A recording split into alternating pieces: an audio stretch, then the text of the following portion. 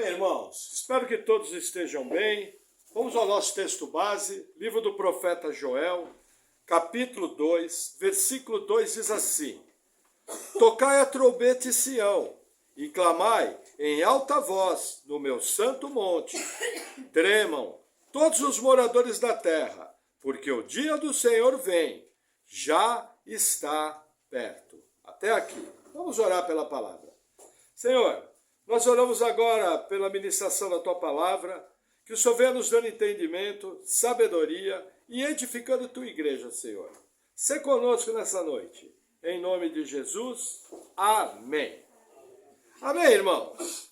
Veja, segundo capítulo de Joel, ele começa com um aviso, eu tenho que entender algo. O que é a trombeta? Hoje em dia, nós vivemos uma época de muito misticismo na igreja. E nós temos algumas práticas judaizantes invadindo a igreja. Dentre elas, é muito comum você ver a figura do shofar, que é aquela trombeta. E as pessoas tocam o shofar no culto, dão todo um simbolismo para shofar. Já vi gente falando, olha, precisa tomar cuidado como toca o shofar, porque o shofar desperta o mundo espiritual. Na verdade, nada disso é bíblico. Na verdade, tudo isso não passa de invenção de pessoas que querem dar algo espiritual para algo que não existe na Bíblia. O que o shofar é? O shofar é essa trombeta aqui. E qual que era a função dela? Avisar o povo de que um exército inimigo estava invadindo a terra. Avisar o povo que havia um inimigo. Não existe o mínimo sentido no culto cristão do Novo Testamento de você ficar introduzindo essas coisas como candelabro, arca da aliança, quipá, bandeira de Israel, shofar, tudo isso é invencionice. Lógico, nós oramos pela paz de Israel, nós oramos pelo evangelismo de Israel, nós oramos pela salvação de Israel. Mas isso é algo bíblico, completamente diferente dessas práticas místicas. O que o profeta Joel está fazendo aqui? Povo, fique alerta.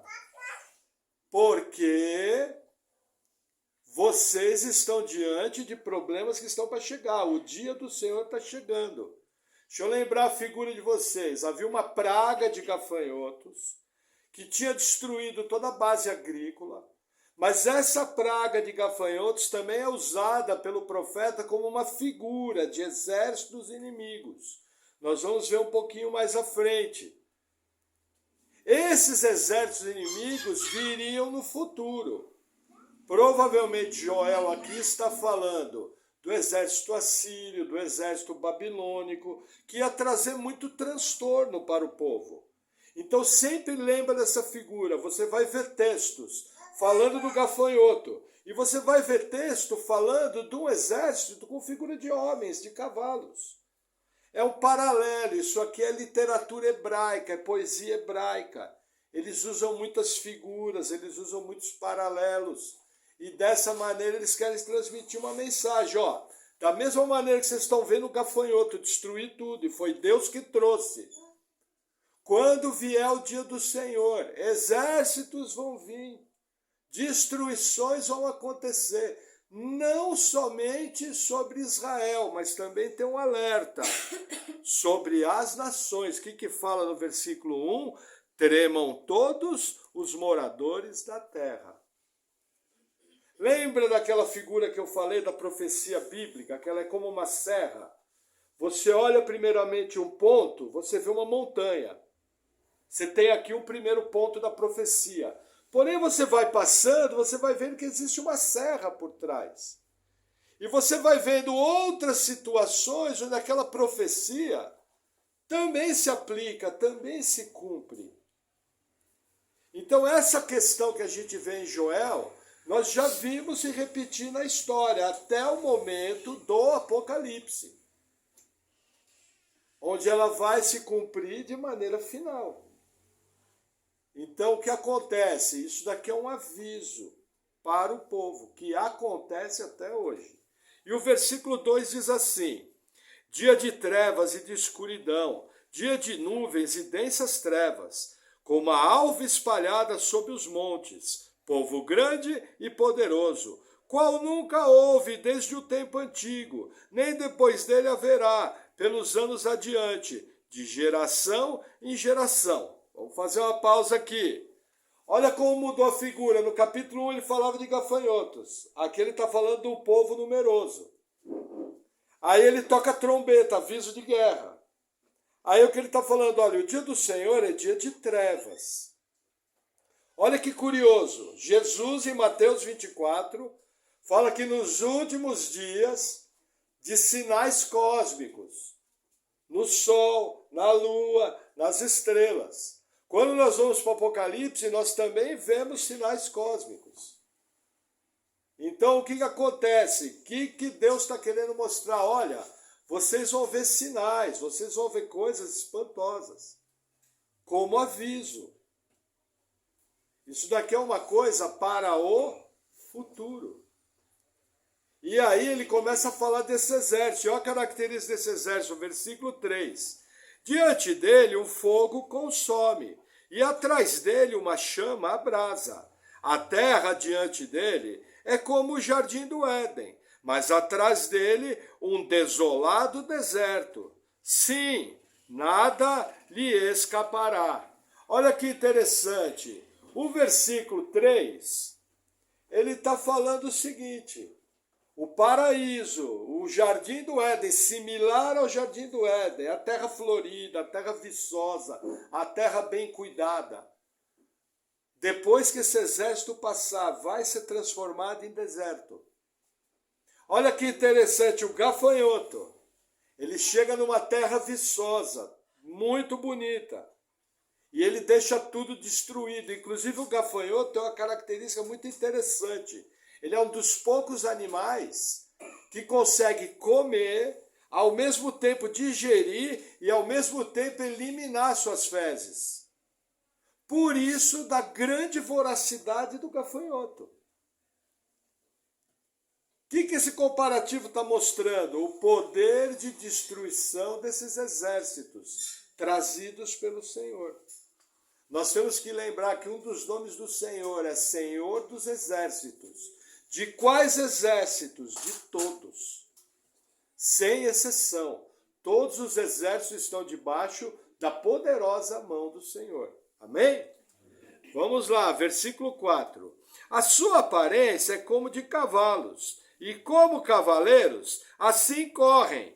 Olha que interessante, sumiu a figura do gafanhoto. Ficou a figura da cavalaria. A cavalaria era um dos exércitos mais temidos na época. Inclusive, nós tínhamos até países que tinham camelos na sua cavalaria. Um camelo pesa quase 1 tonelada.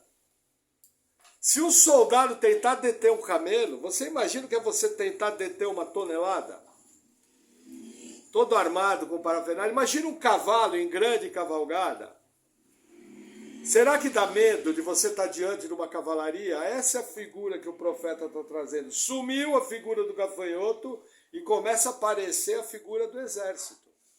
E aí a narrativa continua, versículo 5.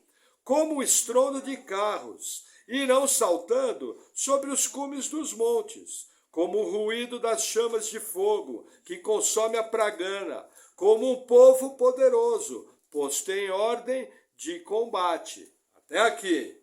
Veja.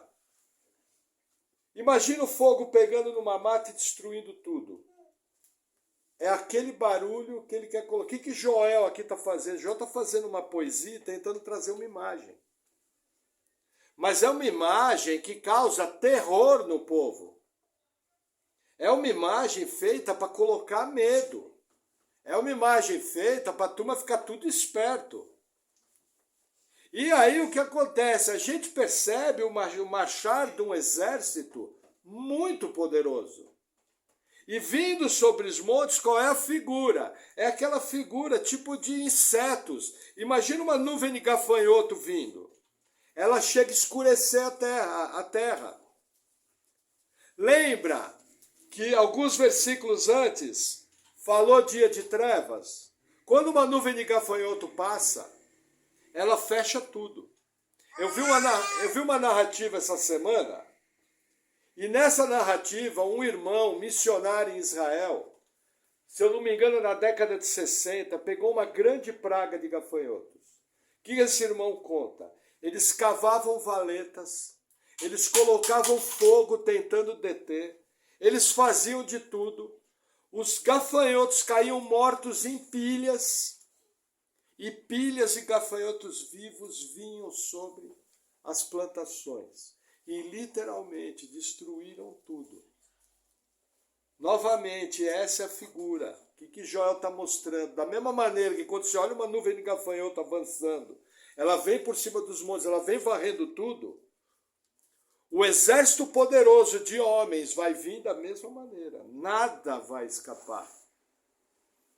A figura é o paraíso sendo transformado em deserto. Nada escapa. Amém? Vamos avançar mais um pouquinho. Versículo 6. Diante dele tremerão os povos, todos os rostos se tornarão enegrecidos. Olha que interessante. A palavra não é só para Israel. A palavra não é só para Judá. Porque aqui fala os povos. Então essa profecia aqui, ela vai atravessar os séculos. E você vai ver ela se cumprindo parcialmente em algumas situações, e aí você vai ver ela se cumprir de maneira final, lá no Apocalipse. Deus está falando aqui de um juízo não só sobre o povo, mas sobre o mundo. Deus é um Deus de amor, mas também é um Deus de juízo. É aquele doce equilíbrio. Nós temos que lidar com as duas realidades de Deus. Se eu lidar com uma só, não é o Deus da Bíblia. Se eu falar só em juízo, não é o Deus da Bíblia. Se eu falar só em amor, não é o Deus da Bíblia. E a narrativa vai continuar, versículo 7. Como valentes correrão, como homens de guerra subirão os muros, e marchará cada um no seu caminho, e não se desviará da sua fileira. Ninguém apertará o seu irmão, marchará cada um pelo seu caminho, sobre a mesma espada se arremessarão, e não serão feridos. Até aqui. O que está falando? Homens bem treinados, homens destros. Mas tem um detalhe aqui no texto seguinte, fala que eles se arremetem contra armas, contra espadas, e não são feridos. Essa figura, não são feridos, aponta para o quê? Aponta para a soberania de Deus atuando. Fala, olha, vocês podem fazer o que quiser. Quando Deus enviar os exércitos da terra para juízo, não tem o que detém. Pode tentar se defender, pode fazer armadilha, pode fazer trincheira, pode fazer fogo, pode fazer o que for. Não há o que detenha. Veja, se Deus dá uma palavra, nós sabemos que ela se cumpre. Agora, esse povo aqui, inclusive nas aplicações, tem algumas verdades a nos ensinar, povo de Deus. Por quê? É tudo muito bem organizado, é tudo muito bem treinado, cada um sabe o que faz. Eles são extremamente habilidosos. Veja que interessante. Uma das tribos do sul era a tribo de Benjamim. Eles eram guerreiros extremamente valorosos. Eles entraram numa guerra civil contra as outras 11 tribos e quase venceram a guerra civil. Uma tribo contra 11. Isso está lá no livro de Juízes, acho que capítulo 21 ou 22. Veja, esses guerreiros eram capazes de acertar com uma funda que joga pedras. Um fio de cabelo. Eram extremamente habilidosos. Então havia, naquela época, exércitos muito bem treinados. Essa questão de soldado bem treinado não é só aqui, não é só hoje. Naquela época, a capacidade de destruição dos exércitos era enorme. Amém? Vamos lá. Versículo 9. Irão pela cidade, correrão pelos muros, subirão às casas, entrarão pelas janelas como ladrão. Diante dele tremerá a terra, abalar-se-ão os céus, o sol e a lua se enegrecerão, e as estrelas retirarão o seu resplendor. Veja que interessante. Mais uma figura de escuridão. O que é importante entender aqui? Tanto na invasão assíria como na invasão babilônica, não houve sinais cósmicos. Mas eu creio que em algum grau, o que Jesus e o que o apóstolo João nos ensinam sobre o Apocalipse, eu creio que no Apocalipse sim vão haver sinais cósmicos. Mas a questão aqui é figura de terror. Naquela época, eles não tinham o mesmo conhecimento científico que temos hoje. Por exemplo, quando eles viam um eclipse, era algo, para eles, era um aviso dos céus. Na Bíblia não existe nenhuma referência sobre isso. Não é um hábito judaico dar valor a essas coisas. Mas era um hábito dos povos em volta, que inclusive a Bíblia fala, adoravam todo o exército dos céus, toda a sorte de ídolos representados pelos astros. Então a figura aqui é de terror. E olha que interessante, o que Deus vai falar? Versículo 11. E o Senhor levantará sua voz diante do seu exército, porque muitíssimo grande é o seu arraial, porque poderoso é, executando a sua palavra, porque o dia do Senhor é grande e muito temível, e quem o poderá suportar? Olha que interessante, Deus chama esse exército do seu exército. Só que aqui no caso é um exército invasor. O exército assírio é um exército invasor, o exército babilônico é um exército invasor. Aí você fala, pastor, não entendi. Veja, a Bíblia fala que Deus chama Nabucodonosor, meu servo. A Bíblia fala que Deus chama Ciro, o grande líder persa, de meu servo. O que você tem que entender? Não é que eles eram sacerdotes, que eles eram servos do Senhor. Um era pastor, outro era diácono, outro era presbítero. Não é nada disso. A Bíblia está dizendo que todos esses generais, todos esses líderes, estão no controle absoluto do Senhor. Tudo que eles fazem é Deus que ordena. Lembra no livro de Amós que quem trouxe os exércitos para destruir Israel foi Deus? Essa figura na igreja moderna causa muita estranheza. Eu estava vendo um pastor essa semana, muito bacana esse pastor, lá da igreja presbiteriana de Petrópolis de Goiânia. Eu nem sabia que existia Petrópolis de Goiânia. Mas tem um pastor lá muito bom. E ele falou uma frase que eu fiquei impactado. Quem lembra dos Teletubbies, aqueles bichinhos coloridos? Ele, no meio da pregação, cheio de unção, olhou e falou, gente, acorda. Tem gente que pensa que Deus é um Teletubby, que fica lá, é a ideia que o pessoal tem. Como diz o pastor Luiz Saião, o pessoal acha que Deus é aquele bom velhinho gordinho, que quando a coisa fica preta, você faz uma coceguinha na barriga dele e está tudo bem. Mas não é assim que funciona com Deus. Deus é Senhor dos exércitos, Deus é o Todo-Poderoso, Ele é o Eterno, que controla todas as coisas, e todos os exércitos da terra lhe obedecem. Então tudo que você vê acontecendo no mundo está debaixo da absoluta soberania de Deus. Pastor, não estou entendendo. Quer dizer que todas essas guerras, todas essas coisas que acontecem, estão debaixo do controle de Deus? Sim. O problema é que não tem como a formiga entender o ser humano. Da mesma maneira que o ser humano não consegue entender totalmente a Deus. Existem coisas que são inescrutáveis. Pertencem apenas à soberania e à sabedoria de Deus. E como Ele é Deus e é dono da nossa vida, Ele não deve satisfação a ninguém. O que ele tem que dar de satisfação, ele deu aqui na Bíblia. O resto é problema dele. Manda quem pode, obedece quem tem juízo. Amém? Vamos seguir. Versículo 12.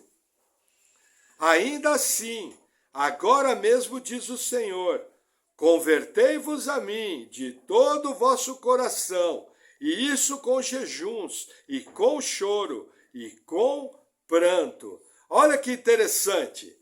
A partir daqui o tom muda. Deus primeiro avisou. Diz o ditado popular, quem avisa, amigo é. Não é assim que o ditado popular fala? Deus avisou, olha, vai vir juízo, vão vir exércitos, vocês podem experimentar dias maus, vocês podem ter problemas. Tudo isso pode acontecer. Algumas coisas vão acontecer. Mas olha que interessante, aqui ele vai mudar. Aqui que ele começa a falar. Primeiro ele fala do problema. A partir de agora ele vai falar da solução do problema. E aonde que está a solução do problema? Primeira coisa, o pessoal se consagrar. O pessoal buscar santidade. O pessoal buscar a Deus com confissão de pecado, com jejum, com oração. Buscar a face do Senhor, se apartar dos maus caminhos. Por quê? Porque Deus é tardio em irar-se, Deus é longânimo, Deus é bondoso.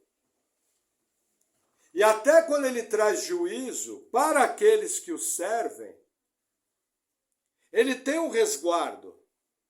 Por exemplo, essa semana eu estava acompanhando o estudo das crianças e a irmã Paula está falando, em algum grau ela vai tocar na revolta de Coré. Coré é aquele que se revoltou e na narrativa bíblica fala que toda a sua família foi morta com ele. E a ideia que nós temos é que todo mundo que estava em volta foi morto. Veja que interessante, não foi bem assim. O grande profeta Samuel era descendente de Coré. Isso quer dizer que aqueles da família de Coré que não se rebelaram, aqueles que estavam em obediência ao Senhor, não foram mortos juntos com o rebelde. Sabe o que é mais interessante? Eu estudo essa Bíblia há 24 anos. E Deus é tão legal que para lidar com a nossa humildade, eu aprendi isso aí num estudo de crianças. Eu falei, nossa Deus, o Senhor tem um bom humor tremendo. Mostrando que cada coisa é importante. Você sempre pode aprender da maneira mais surpreendente. Mas o mais legal é que onde há arrependimento, onde a rebeldia é lançada fora, onde há consagração, onde há santidade, existe um Deus longânimo que cuida dos seus filhos. Deus premia aqueles que o buscam de todo o coração. Amém? Vamos seguir, versículo 13. E rasgai o vosso coração, e não as vossas vestes, e convertei-vos ao Senhor vosso Deus, porque ele é misericordioso e compassivo, e tardio em irar-se, e grande em benignidade, e se arrepende do mal. Até aqui. O que aqui o profeta está falando? Nós temos uma tendência, uma prática religiosa. Normalmente você chama alguém para orar, você chama a pessoa, irmão, dá para orar? O que o irmão faz? Imposta a voz, faz aquela cara de crentão e com as melhores palavras sai orando. Excelentíssimo e louvado Deus, com perdão dos nossos pecados. Você olha assim, então, o cara está onde? Sabe? E às vezes você vai olhar aquilo, e aquilo não reflete uma vida de piedade. Por exemplo, às vezes você conversa com determinados irmãos, você fala, nossa, meu Deus, como eu sou pecador. Porque esse irmão, ele voa abaixo. Esse irmão aí é o apóstolo Paulo 2, o retorno. Só que quando você se aproxima da vida, aquilo é só religião de aparência. Aquilo é só regra religiosa. É só aparência exterior. que dá nojo em Deus. Entendeu? Lembra a igreja de Laodiceia? Quem dera fosses frio ou quente, mas como és morno, estou a ponto de vomitar-te. Eu só vomito aquilo que me dá nojo. Quem está falando isso? Jesus Cristo. Uma carta a quem? A uma igreja. Uma igreja formada de quem? De pessoas que se dizem cristãos. Se estivesse falando para o ímpio, tudo bem. O que Joel está querendo nos transmitir aqui? Gente, larga essa religião de aparência. Rasga o vosso coração. Lembra do fariseu? O publicano estava do lado dele batendo: Senhor, tem misericórdia de mim, que sou pecador. E o fariseu: Senhor, eu dou graças que não sou pecador como ele, dou dízimo de tudo, aquele palavrório todo. Quem que Jesus falou que alcançou graça? O que se quebrantou. Gente, cuidado com religião vazia. Cuidado com frase de efeito. O mundo espiritual não está nem aí para religião vazia, para frase de efeito.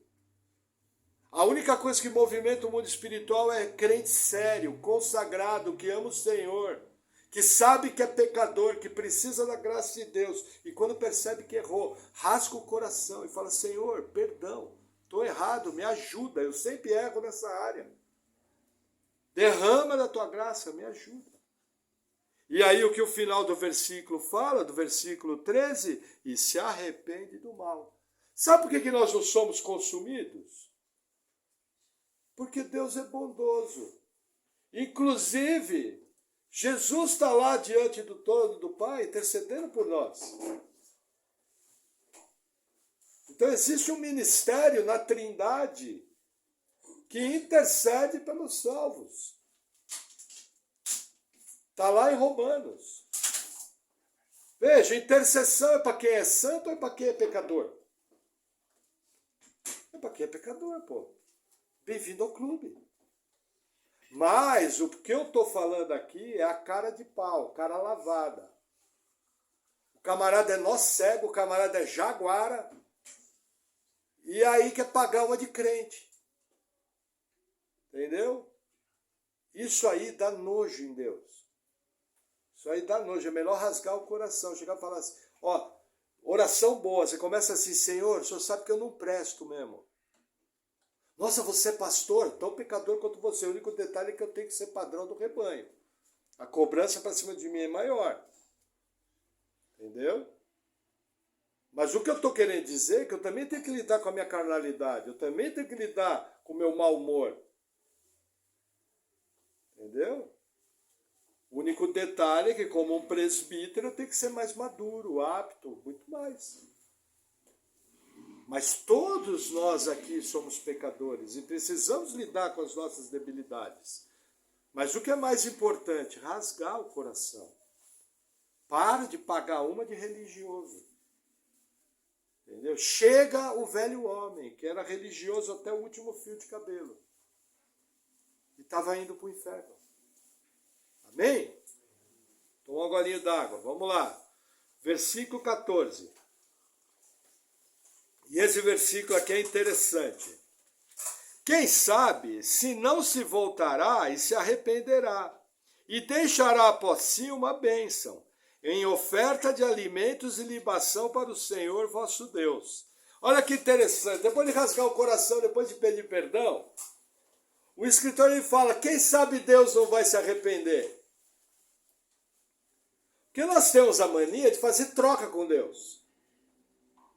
Existem textos que falam que quando você se arrepende, quando você se conserta, Deus perdoa, sim. Mas o que o escritor está querendo dizer é o seguinte: Deus só perdoa porque Ele é bom. Ele não perdoa porque Ele tem alguma obrigação de perdoar. Ele é Deus. Deus não é obrigado a nos salvar, muito menos obrigado a nos perdoar. O texto aqui está colocando você na situação de servo e Deus na situação de Deus, falando: ó, rasga o coração. E aí, quem sabe, Deus vai perdoar. Lógico, pelo conjunto de textos da Bíblia, a gente sabe que Deus perdoa. Mas você tem que entender o que está por trás da intenção do autor. O autor está mostrando aqui, olha, Deus só faz porque Ele é bom. Deus só faz porque Ele é misericordioso. Porque nós temos uma mania de fazer negócios com Deus. Para muitos até Deus é um enorme banco. E não se faz negócio com Deus. Se serve a Deus. Essa é uma coisa que nós precisamos entender. E por causa do maldito evangelho da prosperidade, as pessoas se aproximam de Deus hoje como se Deus fosse um supermercado. Com Jesus no caixa, só registrando. Entendeu? E não é assim que funciona. Inclusive o jejum, quando você está jejuando, no Antigo Testamento o jejum era para arrependimento e para buscar a face de Deus. No Novo Testamento o jejum foi acrescido algumas coisas ao jejum. Mas a essência é a mesma. Eu jejuo para mim, eu jejuo para ser fortalecido espiritualmente, eu jejuo para quebrar minha carne e me dedicar às coisas do Espírito. Agora, o fato de eu jejuar ou não, eu não vou ter mais favor, mais amor, menos amor da parte de Deus. Por que eu estou falando isso? Existem pessoas que ensinam o jejum como troca. Não existe isso na Bíblia, não existe um texto que passa perto disso. Então, cuidado, você está jejuando, é para você. Jejum é muito bom, jejum é bênção. Mas jejum tem que ser feito de maneira bíblica, com o coração correto. E principalmente com o coração humilde. E para você que pretende fazer jejum, todo bom jejum começa com confissão de pecados. Primeira coisa, você limpa a sua vida diante de Deus. E aí você vai para o jejum. Amém? Vamos seguir. Versículo 15. Tocai a trombeta em Sião, santificai um jejum, convocai uma assembleia solene. Olha que interessante, aparece a trombeta de novo. A primeira trombeta do texto era um aviso de guerra, de invasão, de destruição. Olha como mudou o texto. A trombeta agora é uma convocação. Para o povo buscar a santidade, para o povo buscar a face de Deus. O que Deus está orientando aqui? Gente, se arrepende. Que eu sou o Deus de vocês, eu sou misericordioso, eu perdoo. Mas as coisas têm um modo, as coisas têm uma maneira de ser. E quem decide essa maneira de ser é Deus. E nesse texto aqui, Deus está falando de uma consagração num nível muito alto. Olha que interessante. Versículo 16. Congregai o povo, santificai a congregação, ajuntai os anciãos, congregai as crianças e os que mamam. Saia o noivo da sua recâmara e a noiva do seu aposento. Olha que interessante.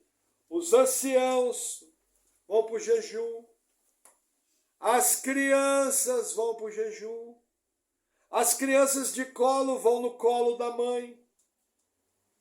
E olha que interessante, aqui tem a figura do noivo e da noiva. Para vocês terem uma ideia, em Israel, se o camarada estava no primeiro ano de casado e tinha uma guerra, ele não precisava ir para a guerra para fazer sua esposa feliz. Esse jejum aqui é tão sério que até essa ordem de Deus, o próprio Deus manda quebrar. Fala, olha, quem está em lua de mel, para a lua de mel e vem para o jejum. Porque o que eu estou falando para vocês é coisa séria. Em tempos de perseguição, em tempos de luta difícil, esse tipo de jejum aqui é muito comum. Sabe por que o povo não jejua? Porque a coisa não apertou. A hora que a coisa apertar, você vai ver o que é jejuar. Vai ter gente que vai virar um bacalhau seco. Entendeu? Mas Deus nos cerca de mimos. Deus nos cerca de coisas ótimas. E muitas vezes, até quando as coisas dão errado, eu não me dou o trabalho nem de buscar em oração. Por que eu vou jejuar? Por que eu vou mortificar minha carne? Está tudo bem. Eu só dou uma rezadinha básica. E aí resolvo tudo com Deus. Deus é legal. Deus é joia. Afinal, meu filho só está indo para as drogas. Minha filha está indo para a prostituição. Eu criei eles na igreja, mas vou fazer o quê? O mundo é assim, eles se desviaram. Entendeu? E a pessoa não se dá o luxo nem de jejuar por uma situação grave.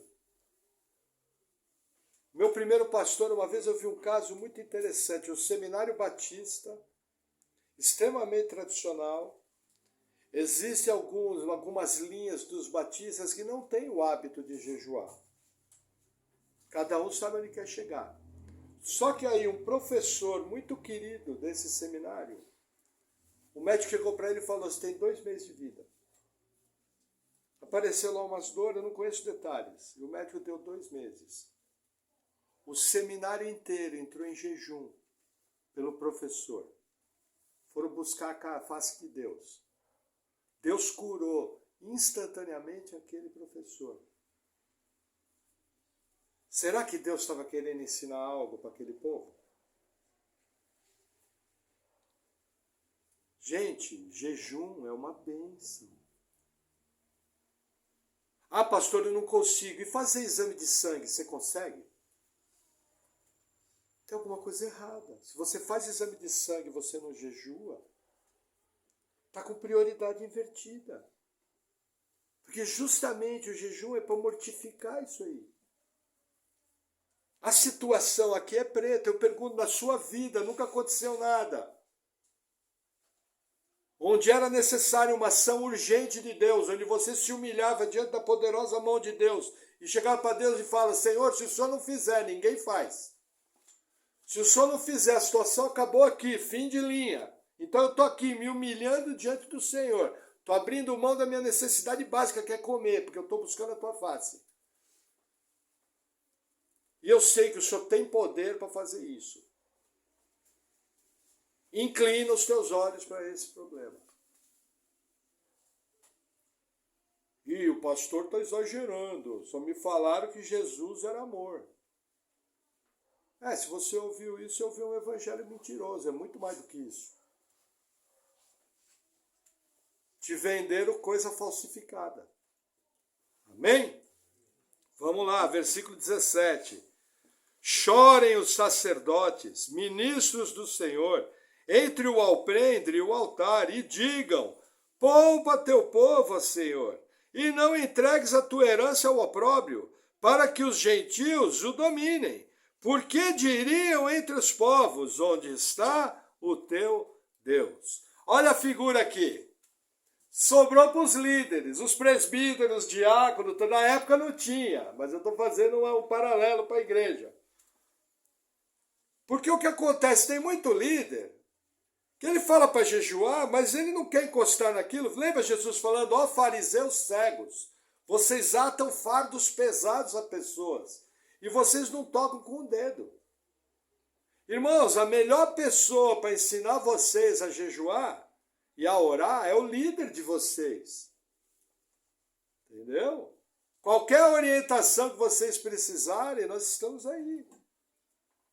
Entende? Agora, é meu papel mostrar para você o que Deus está ensinando aqui.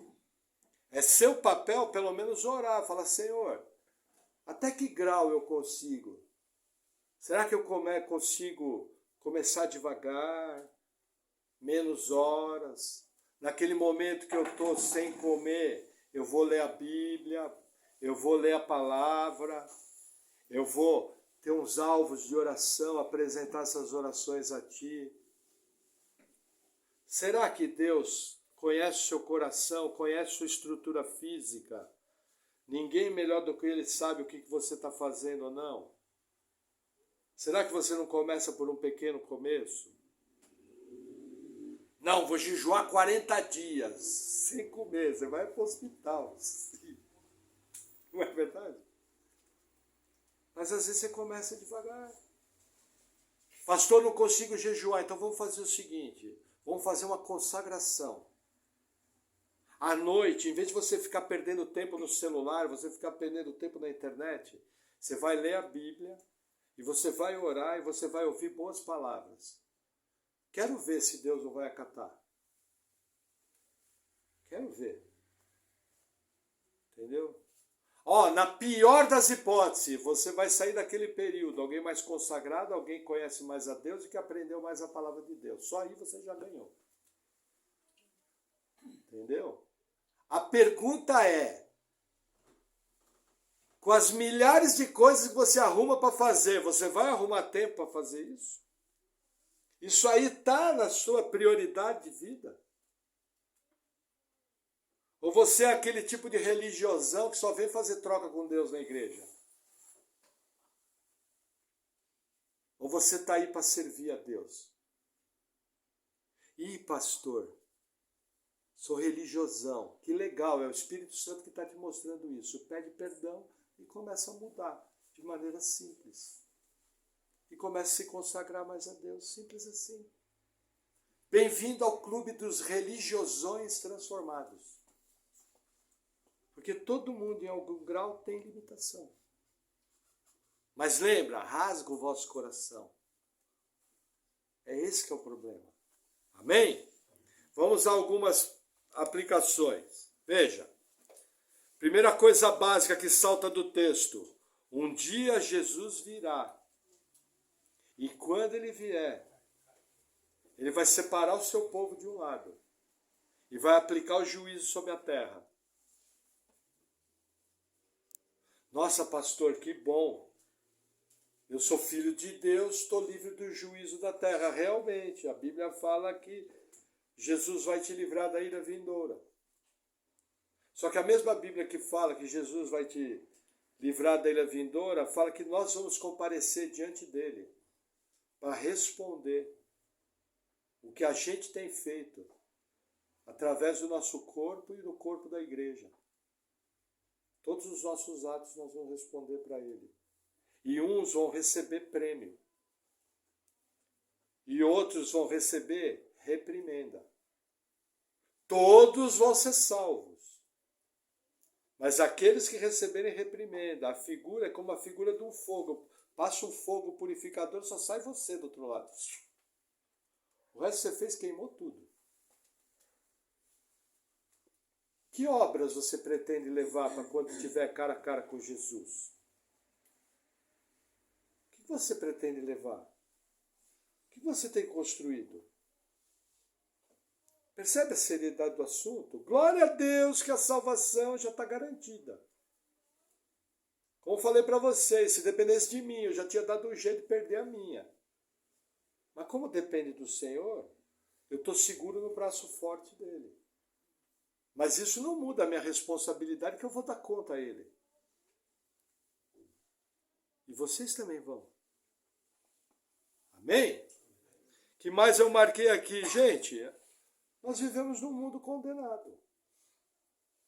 E vivemos num mundo que jaz no maligno. Nossa, pastor, que pena nada. É a oportunidade de você evangelizar. Tem muita gente para ser salvo. Tem muita gente que para ser tocada pelo poder de Deus. Tem muita gente para ser regenerado. Como eu costumo dizer, o inferno precisa ser saqueado. Existe uma palavra, as portas do inferno não prevalecerão. Isso aí está diretamente ligado ao evangelismo e às nações sendo salvas. O que eu estou querendo dizer? Pessoas à nossa volta estão indo para o inferno. E nós estamos quietos, não estamos nem orando pela salvação deles. Não estou nem orando.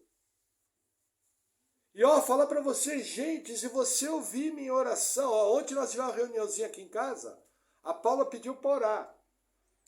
Eu orei, parecia o Ayrton Senna na reta, 1 segundo e 6 décimos.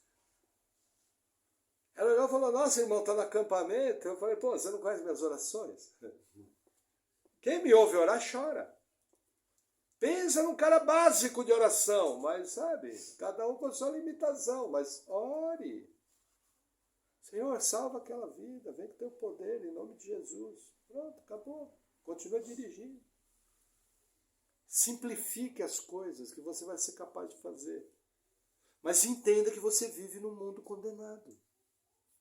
As pessoas que você ama estão indo para o inferno e só existe um que pode tirá-las de lá. O Deus Todo-Poderoso. Só Ele, mais ninguém. Mas Ele escolheu que nós temos que ir e pregar o Evangelho. Ele escolheu nos usar. Nos deu a honra. Honra que até os anjos queriam ter e não puderam. De anunciar o Evangelho. Isso está diretamente ligado ao tribunal de Cristo. Inclusive, numa figura de prêmio, existe a figura da coroa para aquele que é ganhador de almas. Não sabemos exatamente se é uma coroa. E também nem é relevante. Mas uma coroa fala de prêmio. Para quem? Para o ganhador de almas. Amém? Que mais eu marquei aqui? Nesse mundo condenado, nós, igreja, somos merecedores do juízo. Qual foi o nosso papel na obra da salvação? Eu entrei com o pecado. E Deus entrou com a graça.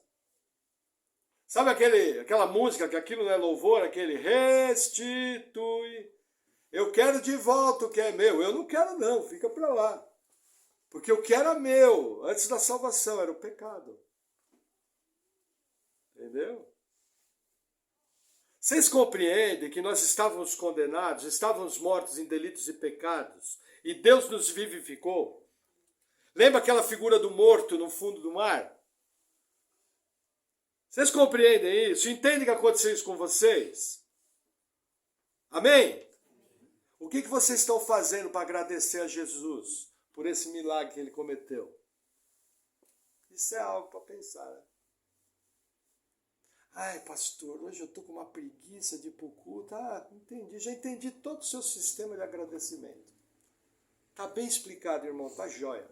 Faz o seguinte, ó, descansa aí, mas ó, descansa bem, irmão. Entende o que eu estou falando? Não ora nem para comer. Sabendo que Deus colocou aquele alimento na frente dele. E que tem irmão espalhado pelo mundo que está debaixo de bala para servir a Deus. Entra lá no Portas Abertas e vai ver. Tem irmão preso em container, num sol de 40 graus, para servir a Cristo. E eu fico vivendo esse evangelho aguinha com açúcar. Amém? Outro problema. Por que Deus manda rasgar o coração? Porque as pessoas têm mania de ouvir a palavra. Por exemplo, hoje está uma exortação forte. Um chamado à consagração. Aí todo mundo com aquela cara, isso aí, pastor, manda fogo mesmo, pastor, isso aí. Só que está ouvindo, mas não tem a mínima intenção de seguir. Se eu ouço a palavra, se eu leio a palavra, se a mínima intenção de seguir, vale. Deus acata. Não é farisaísmo. Não é hipocrisia. Veja, todas as vezes que eu venho ouvir a palavra, fico fazendo essa cara de cima no meu coração. Não tenho a mínima intenção de seguir. Vocês acham que Deus não vê isso? Falar uma coisa para vocês, uma dica minha. Senhor, isso aí que o pastor está falando é difícil, isso aí que esse pregador está falando é difícil, mas me ajuda. Porque, ó, se depender de mim, não dou conta de fazer, não. É melhor assim, né? Pelo menos está sendo sincero. Fala, Senhor, sou frouxo mesmo. Mas começou certo, começou falando a verdade, pelo menos. Pelo menos você está se reconhecendo fraco. Daí entra aquela história, digo fraco, sou forte, em Deus. Amém? Tá? E aí uma coisa para encerrar. Características positivas do exército que Deus trouxe. Organização, treinamento, coragem, intrepidez. Traçando um paralelo com a nossa vida. Marcas que eu devo cultivar como um servo de Deus. Eu tenho que buscar ser alguém bem treinado pela palavra. Eu tenho que buscar ser alguém que me esforço para servir a Deus. Eu tenho que procurar ser alguém organizado, que reflete o poder do Espírito Santo na minha vida. Eu tenho que buscar ser cheio do Espírito Santo para poder servir a Deus de uma maneira melhor e ter a minha vida totalmente controlada pelo poder de Deus. Sabe, essa é a característica daquele que sirva a Deus. Que o Senhor venha nos livrando de toda religião falsa. Amém?